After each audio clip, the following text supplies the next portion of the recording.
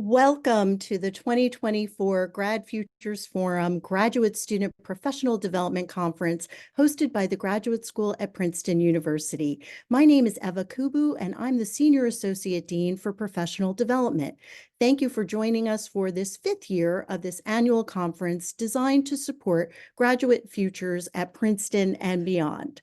Every year, this event continues to expand, and once again, we are sharing the content and learning opportunities by opening the forum to the broader graduate community across the country.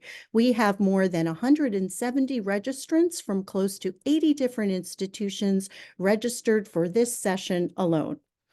A unique aspect of our graduate student professional development model at Princeton is that it's informed by understanding both graduate alumni career outcomes data as well as Ph.D. labor market data. We entered into a partnership in 2019 with Burning Glass Technologies, now Lightcast, to stay abreast of the evolving landscape of opportunity across all of our 45 graduate programs, and the unique combinations of foundational, discipline-specific, and differentiating skills required to build on-ramps to these opportunities, both within and beyond the academy. It's my pleasure to introduce our guest speaker, Layla O'Kane, a senior economist at Lightcast, a global leader in labor market analytics, who will discuss how job and skill demand are changing in real time and what that means for PhD students in their careers. This session is being co-sponsored by Lightcast. Thank you, Layla, for joining us. Thank you so much, Eva, for having me and for the introduction. It's great to be here. Welcome. I'm going to go ahead and share my screen. Perfect. Let me know if for some reason the slides are not appearing. Perfect. So as Eva mentioned, my name is Layla O'Kane. I'm a senior economist at an organization called Lightcast. And today I'm going to talk with you a little bit about what we are seeing in terms of trends in the labor market that might affect the future of work, specifically for PhD students and graduate students. Today, I'm going to walk through a little bit about Lightcast and what data we have that enables us to see these trends. And then we're going to talk about some trends in the PhD labor market. The last section will talk about what skills are prominent across, skill trends rather, are prominent across the labor market in general, and what does our global data show about future of work trends like artificial intelligence, green jobs, and remote work. So first, just a little bit about Lightcast. We are a labor market analytics company, and what that means is we collect a bunch of data on the labor market, and I'll dive into that in a second, and we try to support sort of three different groups using the data and insights that we have. One is educators like yourselves who are looking to understand how skill demand is changing and what program development they might need to work on in order to make sure that the programs that they offer are meeting the needs of the labor market. Another is communities, which are workforce development agencies or local regions that want to understand the landscape of the labor market and the talent shape in their area. And the third is employers. So we also work with employers who are looking to understand how they can find top talent and what skills they should be hiring for. These are some of the organizations that we have worked with in the past, and we're super excited about our partnership with Princeton and about the GradFUTURES initiative that they have that showcases some of the insights that you can glean from our labor market data. I wanted to talk very quickly about the data pipeline. I know some of you might hear the words data pipeline and be excited. Some of you might hear the words data pipeline and be scared. I promise it isn't scary, but it will help you understand what I'm basing all of the conclusions in this talk on. So we look at aggregate data from online job boards, and we basically collect and aggregate a bunch of job postings, and we deduplicate across different sources. So you can imagine that the same job might be posted on LinkedIn and also on Princeton's employment website. And so we might collect it from both of those sources, and then we deduplicate them to make sure we only get one job posting total. And for each of those, we parse them. And what that means is we basically extract a bunch of information and put it into a nice, neat data set that we can use to get insights from. And within that, we can see all kinds of things like the job title, the occupation, the industry, technical and other skills that are being requested in that job posting. So I thought it might be nice to share an example of what exactly this looks like specifically for a PhD job posting. So this is a job posting that was posted by SUNY New Paltz for an assistant professor of economics position. And this was posted last year in 2023. And so this is what the job posting looks like exactly on their website. And on the right-hand side is an example of the type of information that we are extracting from that posting. So we can see the employer, which is the State University of New York, and the industry is colleges, universities, and professional schools. We can tell that the title of that job is assistant professor of economics, and we would group that in the occupation economics teachers post-secondary.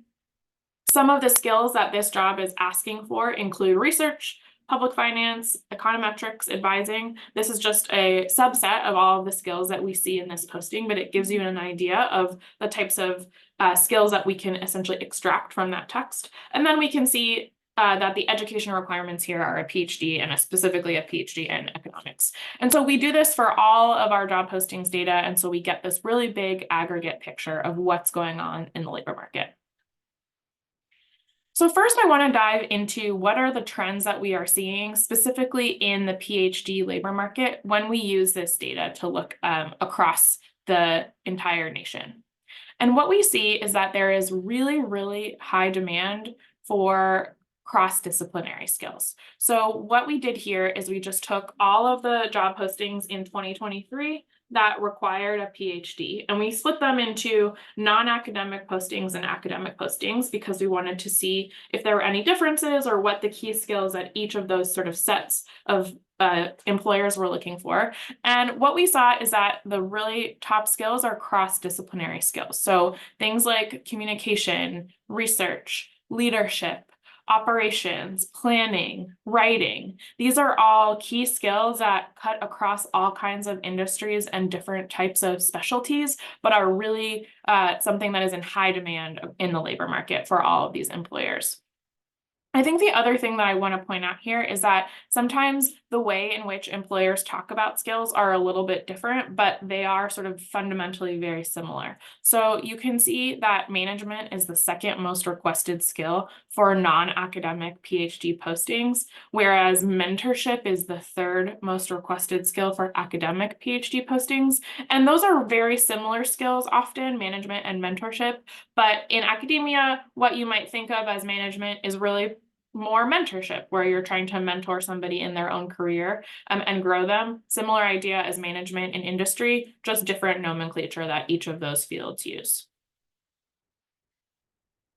One of the things that I was particularly excited to see when I dug into this is that these skills align really well with what we see as foundational skills needed across the economy. So this comes from some research work that we did a few years ago that looked at what are the skills that we see across all jobs, PhD or not, that we think are really important for the economy, especially as everything becomes more digital. And what we saw was that there were essentially three groups of skills that we had seen across the economy. One was what we might call human skills or soft skills, or these really cross-disciplinary skills that we saw in the previous slide. So things like communication and creativity.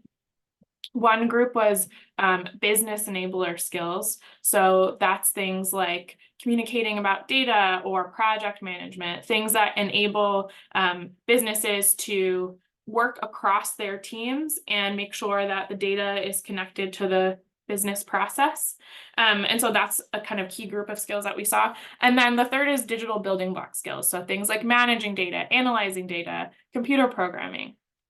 And it's very clear from looking at the PhD skill trends that a lot of the skills that you build in a PhD are really part of these foundational skills for the digital economy. So that was really exciting. And I think for me, cool to see how directly those lined up. I also wanted to point out that when we look at industries that PhD graduates are being demanded in, it's actually a really wide range of industries. I know a lot of people think, well, if I want to go into industry, I can sort of maybe only go into, you know, a medical field if I'm doing something in biology or medicine, or I could go into tech, but I don't really know what other options are available for me outside of academia. And so when we took a look at the data, we actually saw a lot of opportunity available in public administration jobs, in educational services jobs, and in information, which is essentially media and tech. So that makes sense and sort of is the hypothesis that I had going into this research, but also in manufacturing. So there really is a wide range of industries available to folks who have a PhD who are interested in seeking employment outside of academia.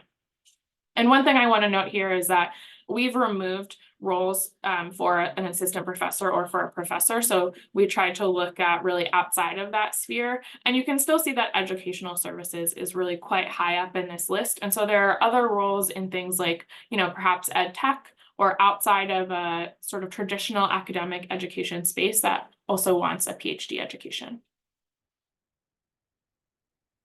Now I want to take a step back and kind of abstract away from only looking at the PhD labor market and look at some other trends that are happening in the labor market that might affect PhD jobs in the near future.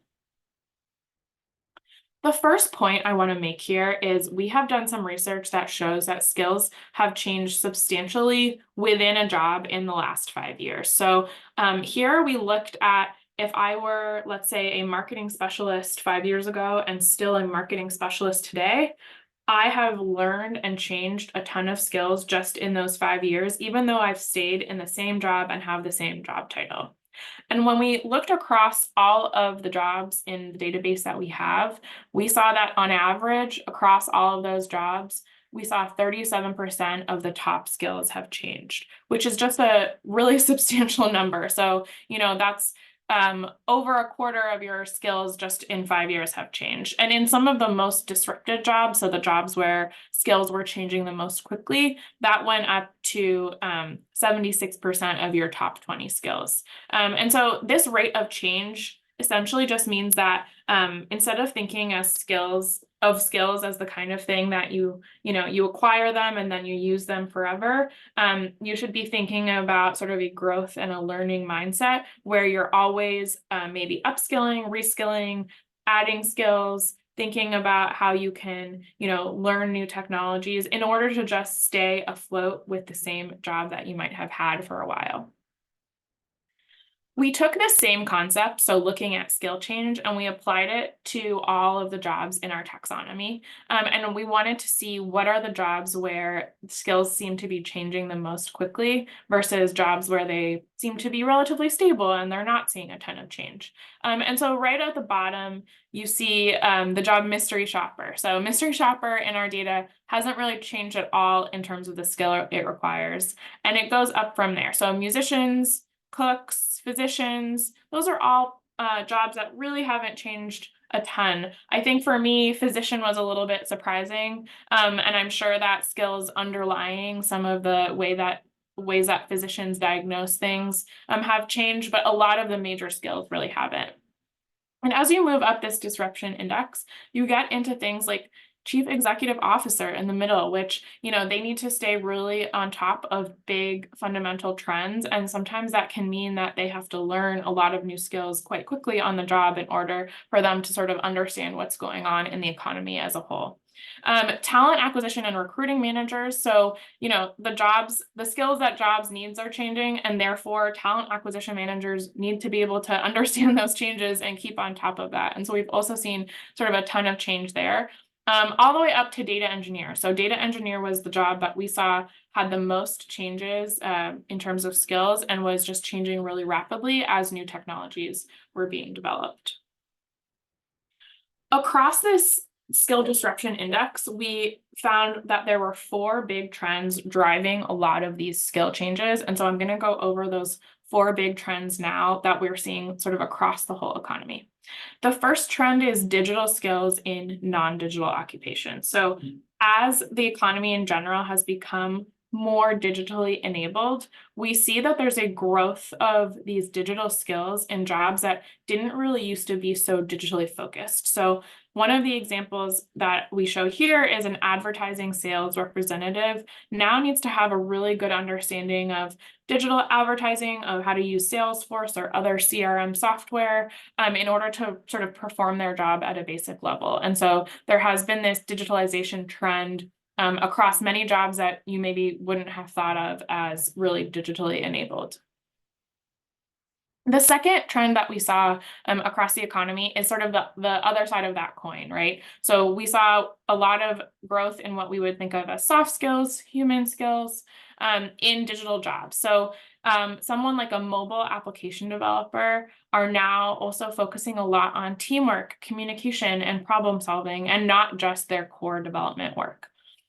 This is one of the trends that I think as we have seen technology develop, and especially as we have seen more focus on model development being moved to an automated system and less a person, we're going to be seeing even more soft skills in digital occupation. So maybe if I were a data scientist 5 years ago, I might have been spending a lot of my time building a model from scratch and tuning it and making sure that it was having the best predictive power as possible. And now I might be buying a model off the shelf and using it, but needing to explain the results of that to my team, or needing to understand, well, what are the insights we're getting from the model and what should we do next? And so those skills to communicate those results are becoming really important in these digital jobs.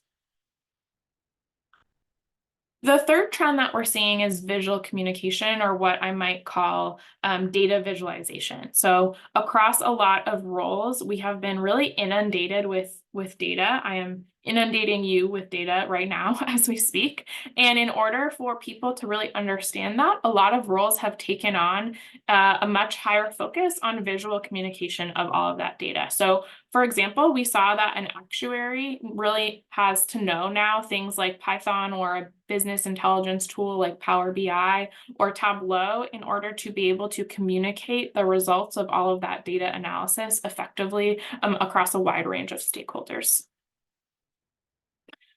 The last big trend is social media. So I think we all know that social media has changed the landscape of how we interact with each other, and especially since the pandemic, when a lot of our lives have been conducted online, that has sort of increased. But what we've also seen is that that has really changed jobs. So somebody like a receptionist, maybe at a small hotel, might be required to run that hotel's social media page, and they need to know a lot of information about how to work Facebook, Instagram, Snapchat, now TikTok. If I redid the data, today, I can tell you that TikTok has floated up to the top of this list as well. And so across a lot of roles, even if you're not a social media manager, you're really being asked to understand social media skills much more in depth than in previous eras.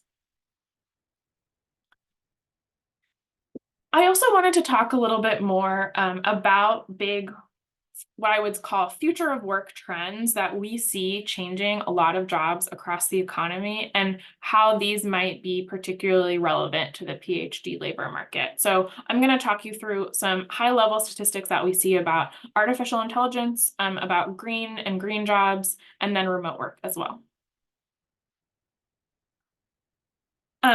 If you're living in the same world that I am, you might also be experiencing this sort of inundation of AI. Everybody is really excited about the possibilities for AI. I think also maybe a little bit nervous about what AI might mean for them, especially with generative AI. And so the first thing I wanted to show here is some of the trends we are seeing specifically with generative AI skills. So what we did is we looked at all of the job postings in the US that call for a generative AI skill. So that could be it could be calling for large language models. It could be calling for using ChatGPT to do something. It could be calling for using Bard to do something. So any of these generative AI technologies we looked for. And unsurprisingly, we saw really huge growth in jobs that are looking for these skills. So we saw a 3,000% growth from January of 2023 to January of 2024 this year in terms of postings across the US looking for any of these skills. And then we dug a little bit deeper to see, well, what are the job titles that are looking for some of these generative AI skills? And some of them are the usual culprits. So data scientists or machine learning engineers, software engineers. That makes sense. That checks out. I get why those would be looking for generative AI skills, but some were a little bit more surprising. Something like a curriculum writer. So we saw that there were a bunch of roles for a curriculum writer to use ChatGPT to help them develop a curriculum more quickly. And then they were going to sort of use that as a first draft and then edit it thereafter. Also, research scientists are using generative AI skills, maybe to research generative AI, but maybe also to help support them in the research that they're doing. And so we're already seeing generative AI trickle out of tech and out of these development roles into sort of more regular roles who are using generative AI to make their jobs more productive and make them more impactful. Looking at all AI skills, so this is not only generative AI now, this now includes robotics and automated driving and computer vision and all these other sort of AI technologies that have been around for a little bit longer, we see just really huge growth. So AI job postings overall have increased 30%. And we did a breakdown of this by country. So in the US, we're seeing the highest levels of AI job postings and also really, really high growth. But we're seeing really similar trends across most of the rest of these European countries, as well as Canada, that we did this research in. And so if you are planning to do work in any of these countries, you're probably going to be seeing a lot more demand for at least some AI background knowledge. We also dug a little bit deeper into this to try to understand what are the skills that are in demand alongside these AI skills. So we understand that employers are looking for people who know things about AI and are maybe developing AI, but what are the other skills that they want those people to have? And so we broke this down and looked at the top 10 AI employers versus all other AI employers. So people who employ AI workers, the ones who employ the most of them versus everybody else, and then also just non-AI employers, so the rest of the US labor market. And in terms of technical skills, we saw that the top AI employers were even more focused on skills like Python, AWS, and Java relative to other AI employers. So, and much more substantially relative to all employers. So those technical skills were more important. But I think more interestingly, we also saw that the top AI employers care a lot about innovation and leadership and problem solving, even relative to other AI employers. And so these cross-disciplinary, cross-cutting skills that we talked about in the very beginning of the presentation that we saw a lot of PhD jobs are looking for are also showing up as complementary skills in AI roles. And so I think the good news here, right, is that you're developing all of these skills in your PhD coursework, thinking about innovation and problem solving especially, and that's something that's in really high demand in top AI firms. A little bit of a downside maybe, or a little bit of something that is not as positive that I want to point out is that when we looked at all of these AI postings, we saw that less than 2% of these jobs mention anything about ethics. So we looked for things like responsible AI or ethical AI, or just any mention of an ethics keyword in an AI job posting. And in all countries that we looked at, it was less than 2% of them. So New Zealand was the top at almost 2%. But in the US, it was very small. It was just about 0.5% of all AI job postings mention ethics. And so I think this is a huge opportunity, especially for people who have a lot of their work grounded in research, like PhD folks do, who really understand the ethics of research, who have had to think through maybe an institutional review board process or other processes to ensure that their work is ethical. There's a ton of opportunity here for those skills to be brought into the AI employer world, and for there to be a much bigger focus on how are we using AI ethically and doing research using AI ethically. So I think this is a big opportunity for people who have PhD relevant skills to really bring those to the AI market. Moving on to green, we see green jobs, that can be defined in many different ways. And we have thought about it in a couple of different ways. But in this particular analysis, we are looking at not only, let's say, solar power installers, which are a very kind of clear, obvious core green job, but also maybe an administrative assistant that's working at the solar power plant. So that's also a green job. They're enabling that green economy. And so we kind of also include them as a factor here when we're thinking about green. And what we have seen is that there are over almost 1.5 million workers in green jobs right now.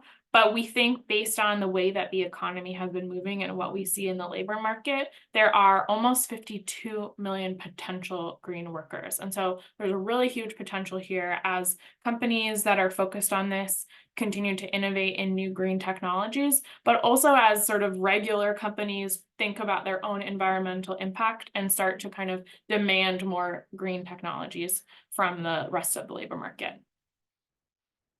We've seen that this growth in demand has really taken off, especially since 2019 and 2020 in the United States. But we've been seeing growth even higher in some of our European and other counterparts. So comparing 2019 to 2022 across countries, we're seeing that Germany had a really high rate of green job demand, and Canada had a lot of growth in green job demand, even relative to the United States. So I think this is a trend that will kind of continue to be pushed forward, potentially by other countries, but we are also seeing it change really rapidly here in the US. I also wanted to talk about remote work. So I work remotely. You can see my home office in my background. And I think that the narrative around remote work has obviously changed a lot since we went into the pandemic and have been sort of thinking about return to office mandates and is remote work here to stay. And what we have seen in the data is that the share of postings requesting remote work is still much, much higher than it was. And I don't think that we will ever return to the way that remote work looked before the pandemic. We are seeing if I had time to update this graph to a more recent time period, you would see that the share of postings calling for remote work does come down a little bit, but not very much in the US. And this is also happening in other countries. So places like Australia, we see a really big spike in remote work. I also want to point out that with this remote work establishment of part of hiring strategy for employers, we see that there is just a huge growth rate across many countries relative to pre-pandemic levels. So we talked already a little bit about the US and Australia, but here you can even see more clearly that the US has kind of flattened out around, maybe 7% of postings are specifying remote work. And this number is even higher in places like Spain at 10% in 2023. And this provides an opportunity for there to be more of a global labor market. So, instead of thinking about, well, where can I get a job and where do I want to live, and that dictating the job opportunities that are available to you, there are many job opportunities that allow for remote work, even across countries. So there are companies that have sort of started to try to pair, for example, workers who live in Latin America working for US-based companies in order for them to have more access to a bigger labor market. And also in order for those US companies to get more talent who they didn't have available to them sort of before that. I also wanted to point out that remote work is available across a really wide range of occupations and industries. So we see that here in the top occupations for remote work in the US, it's a lot of digital jobs like web developer, video game designer, computer programmer, but there are many jobs that allow for what we think of as hybrid work. So maybe you're in an office 2 or 3 days a week, but you're able to do some components of your job remotely, and therefore you can sort of perform those duties in your home office outside of main business hours with some flexibility. And so thinking about the shape that you want your life to look like, there is a lot of opportunity available in the US labor market for you to sort of be flexible with your location and maybe have a fully remote job. Some people, I think, consider that the people who are working remotely, maybe they're different, maybe they don't have as much opportunity for advancement, maybe they aren't as productive. And what we are seeing in the data is actually totally the opposite. So when we looked at the skills that remote workers and non-remote workers had for the same job, we saw really, really similar skills.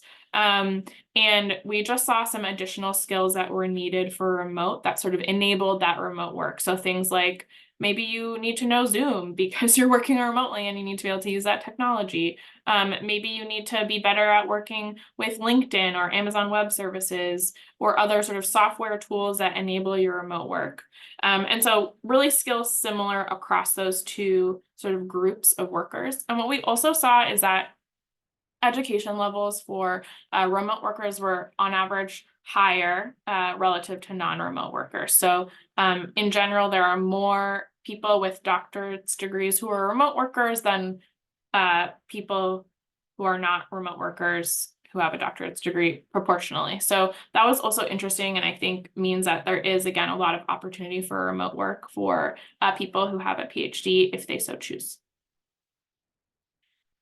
That's all that I had prepared. So I really just wanted to show you these big trends and to say that, there's a lot of cross-cutting skills that the PhD process gives you, and the labor market is looking for people with those cross-cutting skills. And so that's really exciting.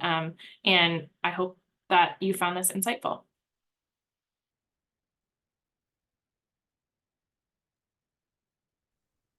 Thank you, Layla. We do have a few questions in the Q&A, and for our participants, if you have a question, please do bring it to the floor by typing it into the Q&A, and we will start to go through each of Perfect. them one by one. So I think the first question is around where they may be able to read more about the data or learn about the research and how the data was collected and gathered. So could you maybe share a little bit more about methodology? I know you touched on that in one of the earlier slides, but yeah, it would be great if you. Absolutely. Leave it to a PhD audience to ask about Of data and course, that's right. methodology. I love it. I love it. It's my favorite thing to talk about. So absolutely, I'm happy to talk through that. I'm also just going to link in the. Actually, maybe I'll have you share, Eva, later. But on our website at lightcast.io, there's a ton of research work available, so you can see a little bit more about the research that we do. The data that we collect is essentially just online scraped job postings. So we have crawlers that go across all websites every day. All these websites, we have over 50,000 sources, so 50,000 websites, including big websites like Indeed or LinkedIn that aggregate a lot of job postings. And we essentially take that entire text of a job posting and then split it out into these labeled fields, just like I showed you with that assistant professor job posting for that SUNY posting. So we have our own proprietary sort of process that does that and creates this data set for us to use for our research. So I think that's basically the methodology. And so I have access to this sort of giant longitudinal database of job postings. And so I can see updated even to about a week ago, what was the demand for data scientists in the US, for example, in that data set. And I can break it down into all of these different buckets, just like we kind of walked through. So that's the background of the data. That's terrific. Our next question is, do you have any tips for how graduate students might leverage this data on in-demand skill sets into their job searches? So especially given the fact that there are some skills that students might already possess. So from your slide, relevant to mentorship and its similarity to management, for instance. Yeah, great question. I mean, I know that in partnership with Eva, we have sort of provided some data. And so I know that at GradFUTURES, you can kind of look and see for your own discipline, what are some of the skills that are in demand specifically. So I think that's one place to start. But the other thing I would say is sometimes this is just a question of framing, right? So the mentorship management example is a question of framing. And so thinking about what are the skills that you have really gotten in the course of your PhD program and sort of articulating those, and then thinking about, well, what's the equivalent in industry if that's what you're searching? So if, for example, teaching is something that you have gotten really good at, you've learned a lot of how to do teaching well in your PhD program, what that might be in industry is training, right? So mostly people call it training, but that's a really important skill that industry leaders want you to have. And so I think thinking through some of those equivalencies, looking at industry job postings and seeing, well, what are the skills that for the jobs I'm interested in that they want me to have, and how can I tie back my own learning directly to that skill? Mhm, mhm. So a couple of other questions are coming in, sort of centered around whether or not you've analyzed the data by specific degree type, or in other words, by discipline for PhDs. And if you're noting or you've observed any trends specifically by discipline, those perhaps gaining or losing demand in terms of the job posting.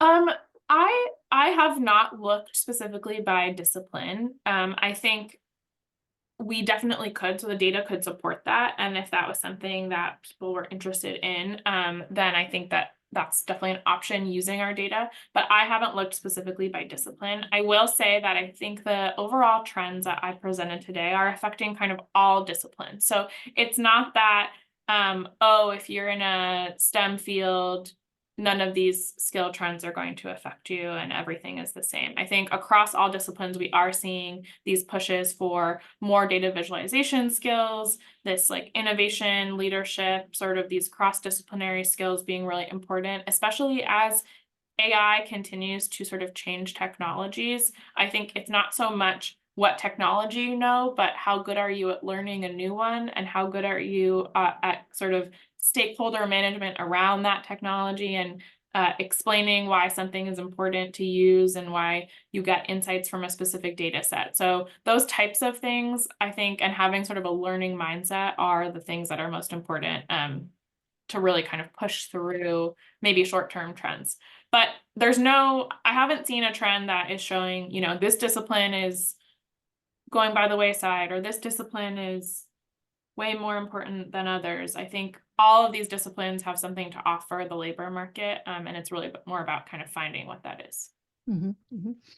And I would just say that specific to our work together in terms of our partnership, we have dashboards that we have put together in terms of skill demand, opportunity demand by discipline. That's probably work that might need to be done with, institutional partnerships versus necessarily there might not be, let's say, very granular data by a specific discipline available through Lightcast and your many insights papers and resources, but perhaps something, if we were interested in thinking about the humanities, for instance, in general, there's likely going to be more data and more analyses that might be available. Yes, agreed.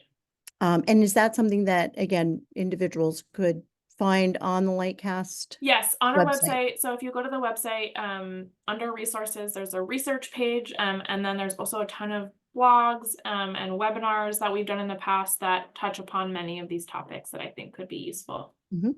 Sure. And we have another question about the top industries for PhDs that were listed earlier in the presentation. Do you have any recommendations for how to search based on those industries? For example, if they were interested in searching based on a particular industry on a popular job search platform and so forth, how might they be able to zero in on PhD specific opportunities? Yeah, so I think probably in searching for a job, I would focus more on searching by job titles than on industries, and I'll tell you why. The industry slide was sort of designed to kind of showcase that it is a wide range of industries and you can get a job across many. But I think that the role that you have is a little bit more directly connected to your skills maybe than the industry that you're in, depending on that role. So for example, I could be a data scientist in the ed tech industry, or I could be a data scientist in the bio industry, and I might be doing really similar types of data work. And so thinking through, well, what are the skills that I have? Are they general enough to kind of cross cut these industries? And looking for job titles that are sort of a collection of those skills might be a better bet. That being said, I do think you can filter on most of these job board websites for your education level. I think you can put industries potentially in the search, but I would focus your sort of research your own job process on job titles that you think are a good fit for you rather than on industries. Another question was on your slide around disruptive jobs. So the percentage of disruptive jobs and skills are specific, whether those are specific to PhD required jobs versus in general. And in terms of disciplinary breakup, were there any trends perhaps in terms of which fields have had the most disruptive skills?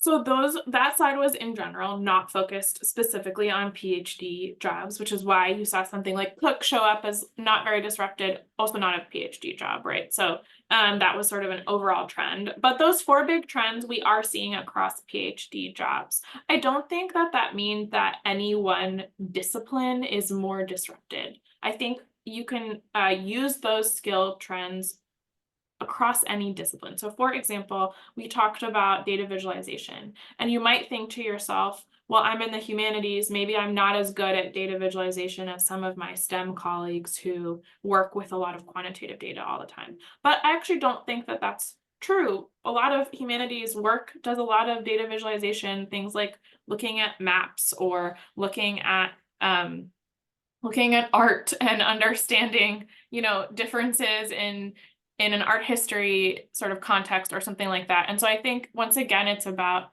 translating the skills you get from your discipline into some of the lingo or the terminology that sort of industry is using. Another example, we talked a little bit about soft skills in digital jobs. And I don't know that soft skills is the best term.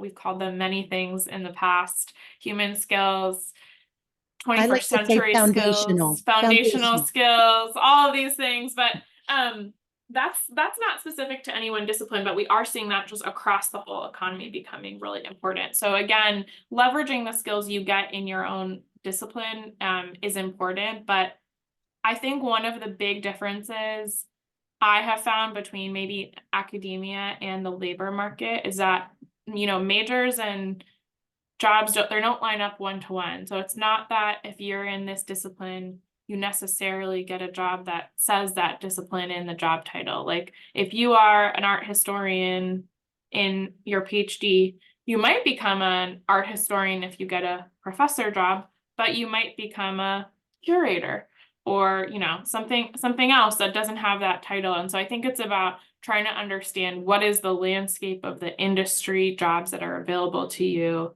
that might not even say the word history in them ever, even if that was your discipline. Yeah, I would also think, and again, those in the audience, please do feel free to add your questions to the Q&A. I would also, one of the questions that just came through was really specifically about whether those job descriptions that you're scraping, again, do they say specifically that they require a PhD? Is that somehow, again, are we missing opportunities perhaps that might be part of the PhD labor market, but in fact don't necessarily state explicitly in the description that they require a PhD? How do we get at sort of what might be a bit of the hidden market? Sure. So a couple of thoughts on that. One is employers if they really want a PhD, they do pretty often specify it, and we do pick it up. So I think there are some industries that they kind of know they want a PhD. That could be a science research lab. That could be economic consulting. That could be these other places that kind of have a revolving door with academia that understand the PhD very well and employ a lot of people with PhDs. So I think there is a good chunk of jobs that are like that. There's another chunk of jobs that don't specify they want a PhD, but might be happy to have one, right? So that could be a job that maybe like a UI UX researcher. Some of those jobs really want you to have a PhD, maybe in linguistics or maybe in something else. They might not specify that, but if you're interested and excited in that job, you could still sort of be a good match for that, even if the company is not specifying they want a PhD. So I think that's why I would, again, focus on job titles more than anything else. So if you think that UI UX researcher is a good fit for you, don't limit your search to only the people that specify they want a PhD. Just look for that job title in general and understand the skills that they're asking you for and match them back to your own skills that you've learned. Another question is coming in based on the slide that you shared earlier on cross-disciplinary skills that were in high demand, and the analogy that you made in terms of industry and terminology like management and translating that into mentorship skills within academia, pointing out that management was also listed It was. skills for academia. And so, again, is that a one-to-one similar to management within industry, or is there some nuance there that we might want to be aware of? Yeah, good question. Yeah, it was listed much lower down. Good point. I think the reason I wanted to point out that analogy was because both management and mentorship were in the top, 3 skills respectively for industry and academia. But mentorship didn't even make the top 10 for industry. And you saw management sort of lower in that list for academia. And I think the nuance there is that if you are in an interview and you say, I mentor 3 other graduate students, or I mentor undergrads, or whatever it is that, what you might want to say is, I have a managerial relationship with these 3 undergrads where I work with them on X, Y, and Z, mainly because that will just translate a little bit better into that sort of industry nomenclature or job market. I would recommend you, if you're looking for a job in industry, you read like 6 to 10 job postings that you think are the types of jobs you want. And again, see the language that they're using, and even use the tools that sort of Eva and Lightcast have developed, that Eva has developed, the dashboards. You can see the skills that are being asked for by discipline. That's the language that employers are using. So, we as a data kind of company, we don't make any assumptions, I guess. We take the language that's in the job posting as is, and we clean it up and put it into a list of skills. But we don't assume that when they say management, they mean mentorship or vice versa. And so I would take their language sort of at face value and kind of read it and understand what they're looking for, and then think about, well, maybe I called this mentorship, but it's really similar conceptually, so I can apply it here. Yeah, and there are a couple other questions coming in about the work that we've been doing together and the dashboard. So these are for internal purposes at Princeton. So I'll just frame a bit of the way that we look at these. We look at them specifically with respect to our professional development model, so that we can understand, again, the evolving sort of landscape of opportunities and the skills essentially that are required as on-ramps to those types of opportunities, and what are, in terms of demand, where are we seeing growth? Where are we seeing demand over time? That's important for us as a graduate school to understand that when it comes to each of our graduate programs. It's not something necessarily that is available publicly. This is used internally for decision making. It's also shared often with presentations in the departments with our graduate students. So don't just want to put a sort of fine point on that and to clarify, these aren't necessarily Yeah. dashboards that Lightcast shares Yeah. publicly. That was some specific work that they did with us at Princeton, but they are also working with many other institutions. So for graduate students on this webinar who are coming to us from other institutions, you might want to check with your graduate school or with your department to see. I know even here on campus, many of our individual departments have also partnered with Lightcast to get, a more, let's say, granular view of skills particular to their discipline. We do have two more questions. One is, has Lightcast done any work on listing job titles, perhaps in various categories? Many PhD students I work with don't necessarily know what the sort of popular job titles are in the market and what specifically they should look for, in terms of those that might be related to their discipline. So she's always looking for resources to help them brainstorm ideas and options. Great question. So, we have our own data set has job titles, so sort of exactly as you see them from the employer, but then we also put those into what we would think of as an occupation or a group of job titles. And we have our own taxonomy of those. You can look on our website. We actually have a ton of information about our occupation taxonomy and how we think of grouping job titles. We don't group them into sort of PhD job titles or not PhD job titles. So you won't see that grouping, but you'll see some sort of ideas of job titles that we think kind of fit together in certain packages. I'll also just add that, as Eva mentioned, we do work with a ton of education providers and career offices who have the really granular job title data from us. So they can look up, let's say, what are the top 5 job titles in my state that want a PhD in art history. They can look, if they have sort of that access to our really granular data, they can see that. And so I think it is a really great idea to sort of talk to your career services department if that's available for that sort of level of granularity that's specific to your discipline. Mhm.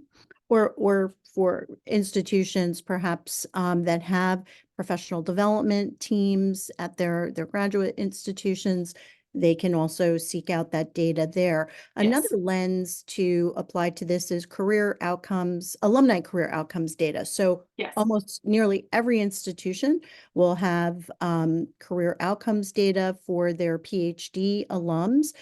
If, perhaps that might be available department by department. It could also be available, for institution wide.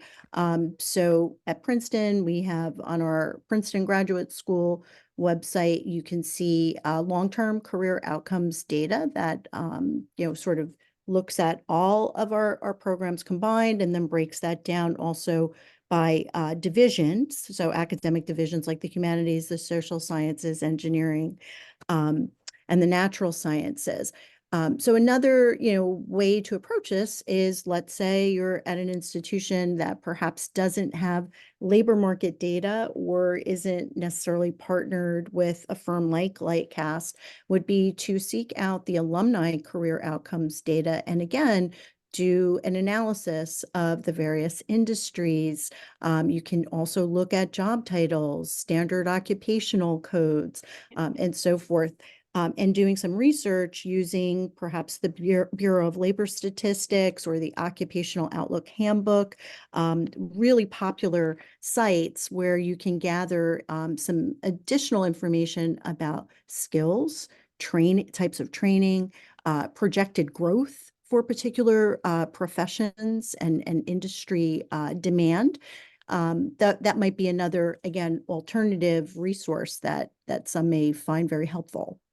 I think that's a really, really great point. And I also just want to add that we also support institutions in doing that. So some of the other offerings we have are, I know that many institutions do surveys of their alumni to try to understand what are the career pathways their alumni take after they sort of leave the institution. And we have data on social profiles. So essentially online professional profiles where we can track alumni into their even third, fourth, fifth, 10th job later and see just a really granular level of where alumni from an institution go. And that's an offering we have as well. So if you're on that career services side and excited about that, you could look at our website as well for some of that information. Yeah, and another resource might be LinkedIn's economic graph. They have a ton of resources via LinkedIn where you can also do sort of a similar analysis of, researching occupations, trends, industries, skill demand.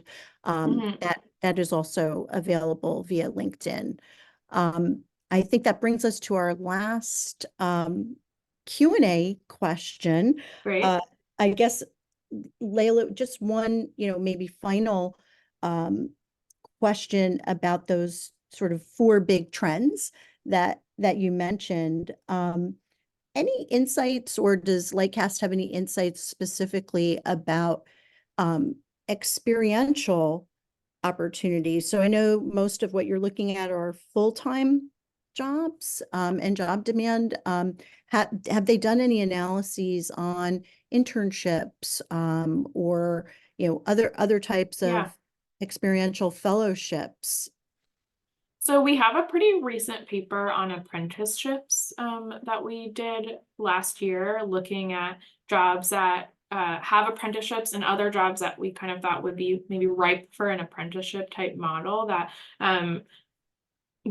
have similar constructs or that could benefit from experiential learning and training.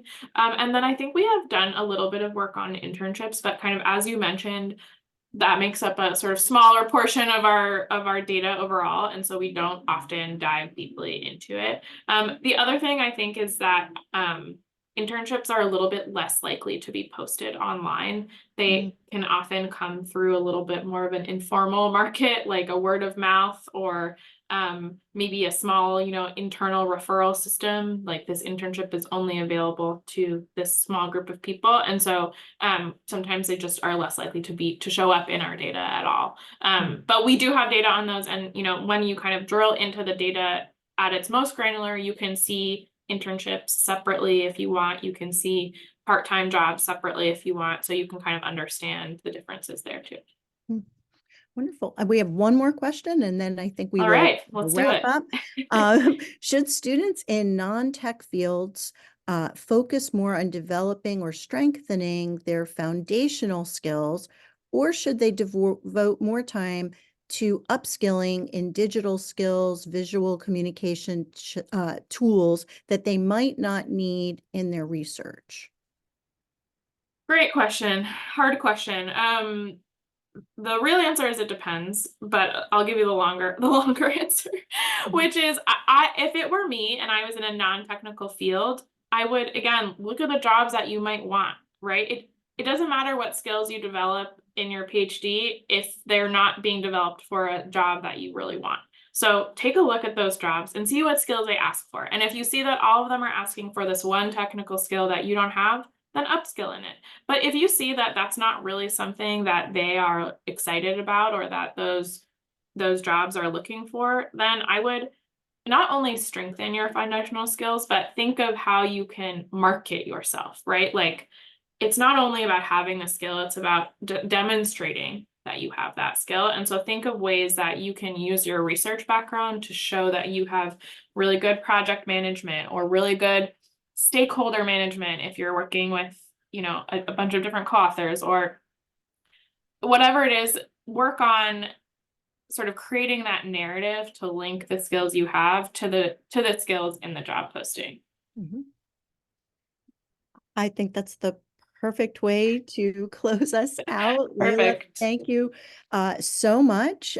We are Excited to post this session as well on our YouTube channel. There were a few folks that typed in the Q&A that they were joining us late and wanted to make sure that they could view the full presentation later. So Perfect. thank you again for your time. Thank you again for Lightcast's co-sponsorship of the Grad Futures Forum, and we'll look forward to bringing you back again next year. Perfect. Thank you so much. Thank you. Take care. Thanks, Bye-bye. you too. Bye.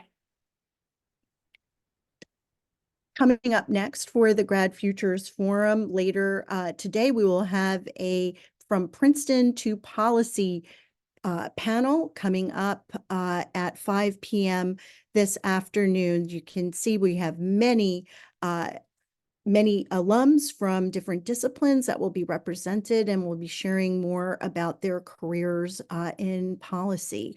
That will be coming up. And for audience members who are not able to join us in person at Princeton, there will be a recording available to those who have registered for this session so that you can share that knowledge and information with respect to careers in policy with Ph.D. or with a master's degree. Thank you again for joining us, and we look forward to seeing you at our next session.